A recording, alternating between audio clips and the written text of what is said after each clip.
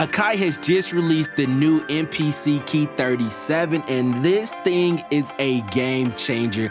I have one right here in the studio with me today, and in today's video, we're actually gonna check it out, see how the workflow is, and what are some of the new updated features that comes included in this new piece of hardware. So y'all already know what's up. Let's dive in and let's get creative.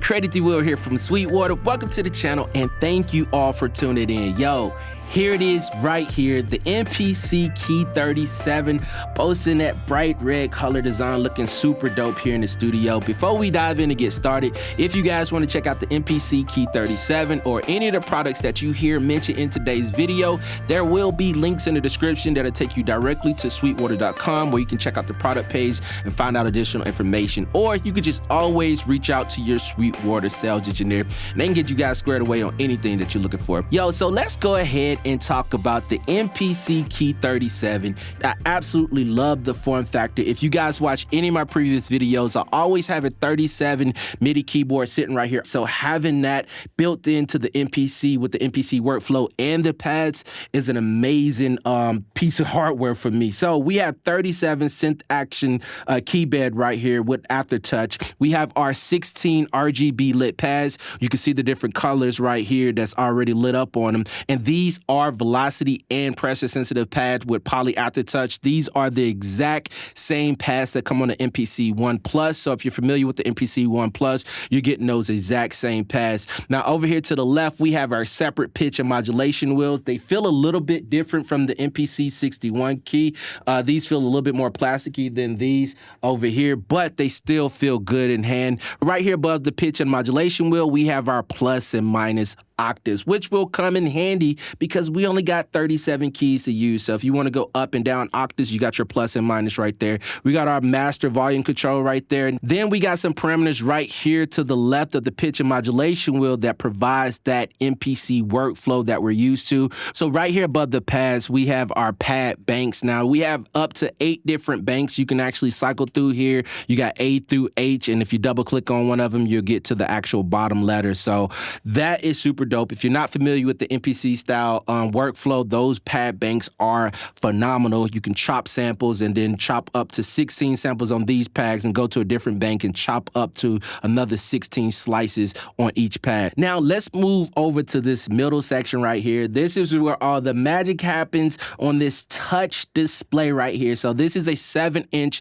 multi-touch display that you can control every parameter within the MPC 37 key right here just with one touch. I absolutely love this touch display. I did not know how much of a difference having a touch display would make until I utilized it on the MPC 61 and the MPC Live and the 1 Plus, and you got the same workflow right here in the MPC Key 37. So right here below the screen, we have some additional parameters that probably are your go-to parameters that helps you navigate the entire system. So you have your sounds, which this thing comes loaded with sounds, and we're going to talk about that a little bit later. Then you got your menu and your preferences. You double click on it and that'll get you actually to the preferences right there. Then you got your main right here, and this brings you back pretty much to the home screen where you actually do all your sequencing, you build out your tracks and your plugins and all that good stuff. Then you have edit over here where you can actually edit the sound that you're on. So right now I'm on a plugin and allows you to edit, and if you double click on that, you got your X,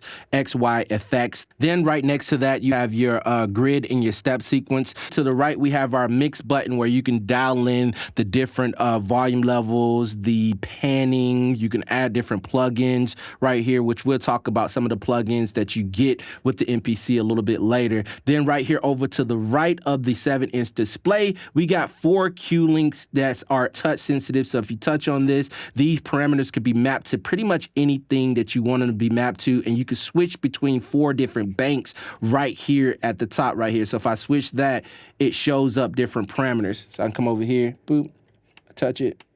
You can see that it's actually switching that right there. So wherever I'm on, the cue links change. So if I go right here, boop, you see that it actually changed to a different parameters. Right here over to the right of our cue link knobs, we have additional transport controls. You got your record, your overdub, stop, play, and play start right there. We have our cue links like we mentioned just a few minutes ago. We have our undo, automation, read and write. You have time correction that allows you to snap the MIDI notes to a grid depending on the value you select. We have a built-in arpeggiator with chord and latch mode. You got your metronome, your keyboard controls. Now, keyboard controls is really cool. It's unique to the MPC Key 37 and the MPC Key 61. It allows you to determine what you're going to do with the keyboards. You can have these snap to the scale that you're in and any note that you're playing. Like you saw in the beginning when I was playing, I was actually just playing on the keyboard and it was snapping to the scale, allowing me to stay in key, which is super dope feature. I love that feature. We have our tempo tap feature right here. Then we have our shift that allows us to get to any of these secondary functions down here. Right above the shift, we have our sample edit and our sampler. The MPC is known for its sampling capabilities. Like, it's pretty much second to none. You can actually sample directly into the MPC via 2-line 1/4-inch inputs, or you can resample internal sounds inside of the MPC, which I absolutely love the features that this thing offers in regards to sampling. Is really, really, really robust. Then we have our sample edit right here. If I select that, then whatever pad I'm selected on, we'll see some different parameters that we can actually choose and dial in. So I can determine the start and the end time of my sample. I can chop samples, trim samples. You can do pretty much everything you need to do from that sample edit in regards to the samples that you have loaded up inside of the MP. We got save and save as, and then right above that, we have our looper and our load button. So the looper is really, really good. If you are a live performer, then that looper button right there would be your best friend, because you could perform live and just have the MPC just create a loop and add different instruments and plugins as you go. Now, our load button is a little bit different. I know on the MPC Key 61, it's called browser, and it's a secondary function. This is the same browsing function right here. The load function allows us to browse the different sounds that we have within the MPC. So if you have an SD card or you got a USB hard drive plugged in, or even internal sounds on the MPC, then you can browse those sounds via that load button. So it's nothing but the browser button. I know it's probably a little bit different. I wanted to mention that because if you got an MPC Live or MPC One Plus, then it's pretty much the browser button, the same thing. That pretty much wraps it up in regards to all the buttons and functions and the layout and the design of the MPC Key 37. I know it's a little bit different than the MPC One Plus and the MPC Key 61, so I wanted to go over that so you guys can get an idea for how this might integrate in your workflow and change things up for you. So let's go ahead and dive in and take a look at some of the ins and outs that comes included on the MPC Key 37. To start with, the MPC Key 37 does require an external power supply that you have to plug in order to operate the unit. You cannot have this thing completely in standalone like the MPC Live 2, which has a built-in battery. This does not have a built-in battery, so you got to have that power supply. So I wanted to put that out there. In regards to the rest of the ins and outs on the MPC Key 37, we have 2 1/4-inch TRS input stereo pair. We have 2 TRS outputs 1/4-inch stereo pair, and then we have a stereo headphone output. We got a 1/4-inch sustain input, we have a 1/4-inch expression input, and then we have a 1/4-inch FS2 input. We got 2 5-pin MIDI in and outputs. You got 4 CV gate jacks that totals up to 8 outputs. We have a USB type A port and a USB type B port, and then we have an SD card slot, and again, we have that power adapter input that you have to have this thing plugged up to. So that pretty much sums it up on the physical ins and out on the MPC Key 37. I think Akai did a really good job with the form factor and with the real estate that they had to work with on the MPC Key 37. Now, let's talk about some of the internal features. I think this is what really sets the MPC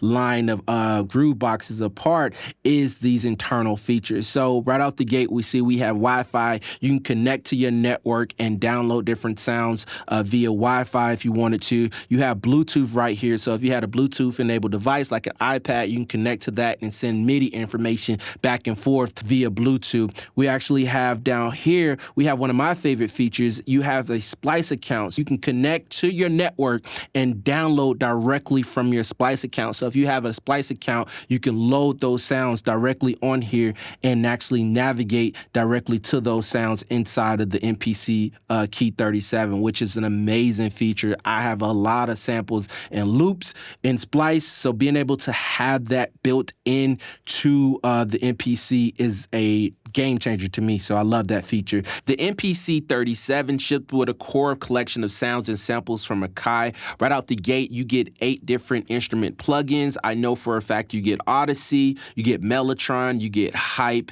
and you get a few different more. These are like plug-in instruments that you will find in any typical DAW. They have the same power and you have the same control over the plugins here inside the MPC Key 37. So if you click on one, you have all of these different presets. You select one, and we can actually go in here and edit the sounds of the plugin directly here from the screen, which is an amazing workflow. It's super fast and intuitive. If I press on these notes right here, I can go over here and just change the different presets out, which we have over 1,000 different presets. And like I said, these instruments sound really, really good. Not only do we get plug-in instruments, but we also get sample packs already loaded inside of the MPC. Right now, I am in the expansion section, and I have a few different kits right here. Let's take a listen to them and see how they sound right out of the gate.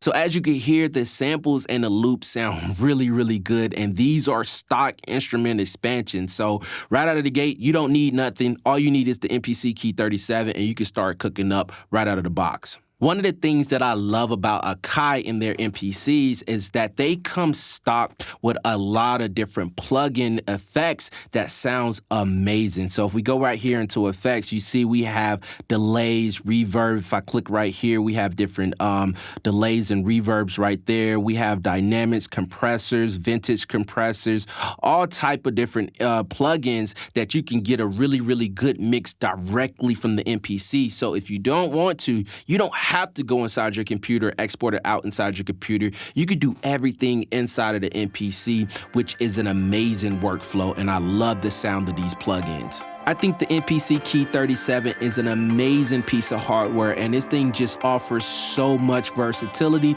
in regards to workflow and all the features that come included right out of the box. If you guys want to check out the MPC Key 37, then make sure you check out the links in the description. If you found value in this video, then do me a favor, hit that thumbs up, subscribe to this channel, and hit that notification bell so you don't miss any of our future up-and-coming videos where we're talking about amazing gear like this MPC Key 37 here. Until next time, be creative.